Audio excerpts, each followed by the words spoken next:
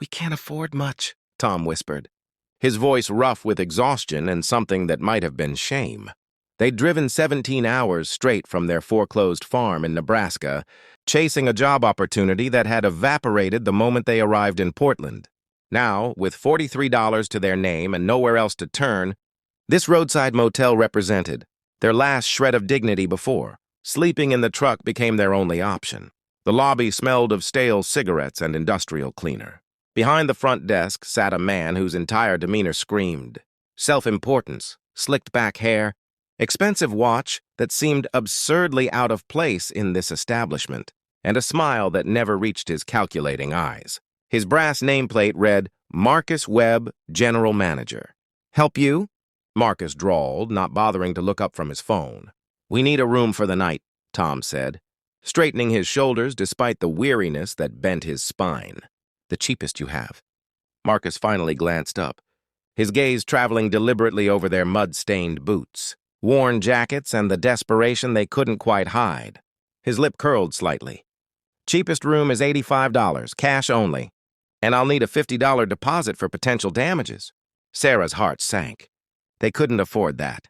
Not if they wanted to eat tomorrow, or put gas in the truck to reach Tom's brother in Seattle. "Do you have anything less expensive?" she asked softly, hating how small her voice sounded. Marcus leaned back in his chair, his amusement barely concealed. "This isn't a charity, ma'am. You can pay for the cheap room and leave your deposit, or you can leave. Simple as that." He punctuated his words with a dismissive wave. "Frankly, I don't appreciate your kind loitering in my lobby. Bad for business." The words hung in the air like a slap. Tom's jaw tightened, and Sarah felt tears prickling behind her eyes, not from sadness, but from the burning humiliation of being treated like they were less than human. "Now hold on just a minute." The voice came from the corner of the lobby, where an old man sat in a worn armchair that Sarah hadn't even noticed. He rose slowly, his joints protesting the movement, and walked toward the desk, with the deliberate pace of someone who'd learned that rushing through life meant missing what mattered.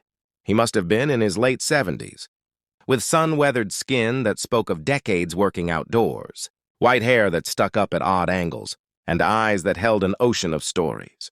His flannel shirt was faded but clean, his jeans patched at the knees. Everything about him spoke of humble means, yet he carried himself with a quiet dignity that filled the room. "This young couple needs a place to stay," the old farmer said, his voice gentle but firm. "And you're treating them like criminals for having the honesty to ask about affordable options." Marcus's expression shifted to barely concealed contempt. "And you are?" "Name's Henry Coleman. Been staying here the past 3 nights while visiting my daughter at the hospital downtown." Henry turned to Tom and Sarah, his eyes kind. "You folks look like you've had a long journey." "We have, sir," Tom admitted. "Lost our farm 6 months ago. Thought we had work lined up here. But," he trailed off, the story too raw to finish. Henry nodded, understanding etched in every line of his weathered face. "Farming's in my blood, too. Worked the same land in Iowa for 52 years before my body told me it was time to let my son take over." He turned back to Marcus. "How much for the room they need?" "I already told them."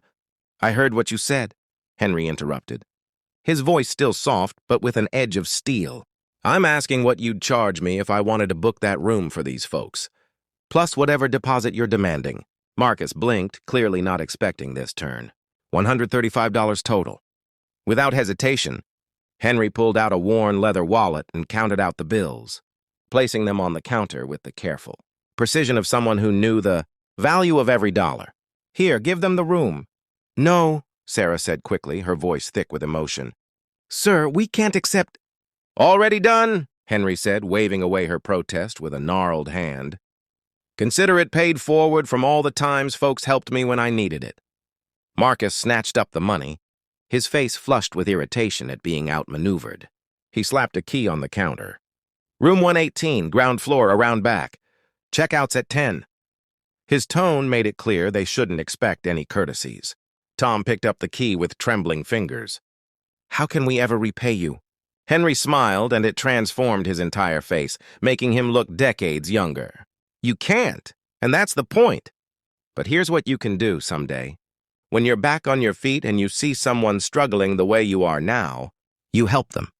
You don't think about it. Don't calculate whether they deserve it. You just help. That's how we keep humanity alive in this world. Sarah couldn't hold back her tears anymore. They spilled down her cheeks as she impulsively hugged this stranger who'd shown them more kindness in 5 minutes than they'd experienced in months. "Thank you," she whispered against his shoulder. "Thank you so much." Henry patted her back awkwardly but warmly. "You're going to be okay, young lady. Both of you. This is just a rough patch, not your whole story."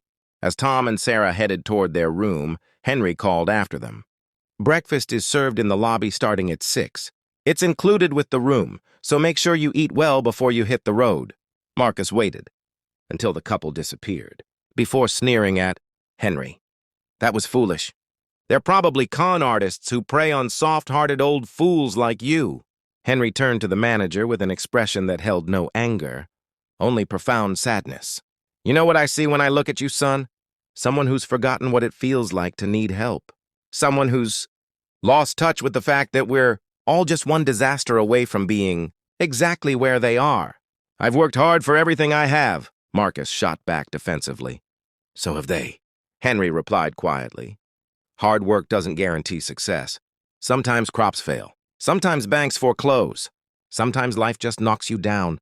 And all the work ethic in the world can't change your luck overnight." He leaned against the counter, his voice taking on the cadence of someone sharing hard-won wisdom. "I used to think like you, believe it or not. Thought people in hard times must have done something wrong, made bad choices. Then in 1987, a drought destroyed 2 years of crops in a row. Lost everything except the land itself. Had to choose between feeding my kids and paying the mortgage." Marcus said nothing, but something flickered in his eyes. Interest. Maybe, or the first crack in his certainty. "A stranger, never even got his name, paid off my overdue mortgage. Anonymous cashier's check showed up at the bank just days before foreclosure. $35,000 from someone I'd probably never even met." Henry's voice grew, thick with emotion even after all these years. "That money saved my farm, saved my family, gave me another chance to make something of my life. Everything I built after that, everything I have now, exists because someone chose kindness over judgment." "So you're trying to pay it forward," Marcus said, his tone slightly less hostile. "Not trying, doing." Henry straightened up, preparing to head to his own room. "That couple in room 118, they're not a charity case. They're human beings having the worst time of their lives. And tomorrow they'll wake up with enough dignity intact to keep fighting. That's worth $135 of anybody's money." Marcus watched the old farmer shuffle toward the hallway, his expression unreadable. Then, so quietly, Henry almost didn't hear it. "My sister lost her job last year. Had to move in with me. I help her with rent, but I've been resentful about it, treating her like she's a burden." Henry paused and looked back. "Then maybe you've got some kindness of your own to pay forward, son. Start with the family who needs you." That night, as Sarah and Tom lay in a clean bed for the first time in days, fed by the vending machine snacks Henry had also secretly paid for and left at their door, they held each other and cried, not from despair this time, but from the overwhelming reminder that goodness still existed in the world. 3 months later, Tom's job with his brother turned permanent. 6 months after that, they'd saved enough for a small apartment.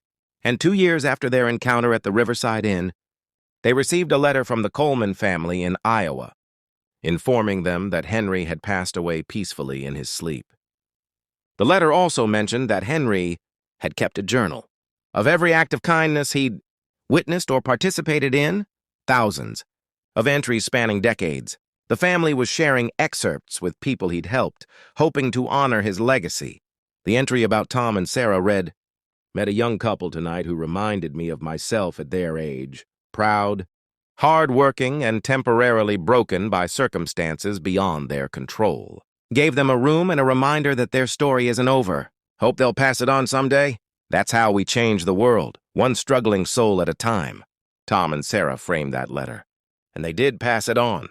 They've helped dozens of people over the years since, paying for strangers, groceries, covering someone's car repair, offering interest-free loans to friends in crisis. Each act of kindness a living memorial to an old farmer who understood that humanity's greatest currency isn't money, but compassion,